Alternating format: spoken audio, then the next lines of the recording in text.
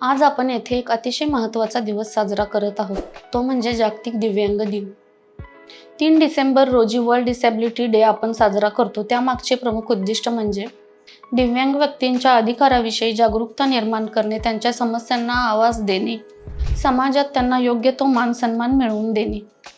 दिव्यांग व्यक्तींच्या मनात स्वप्ने तितकीच मोठी असतात, फक्त त्यांच्यापर्यंत पोहोचण्याचा मार्ग वेगळा असतो.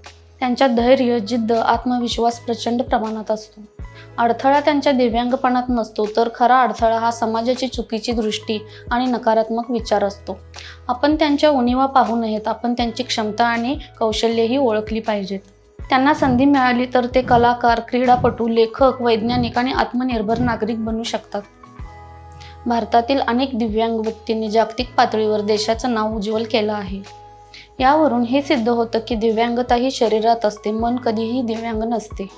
म्हणूनच आपली जबाबदारी आहे की त्यांना सहभागी करून घेणे, त्यांना स्वावलंबी बनवणे आणि त्यांचा आदर करणे.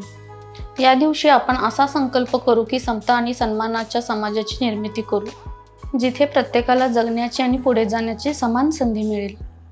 जागतिक दिव्यांग दिन आपल्याला शिकवतो की माणसाची किंमत त्याच्या शरीराने नाही तर गुणांनी मोजली जाते.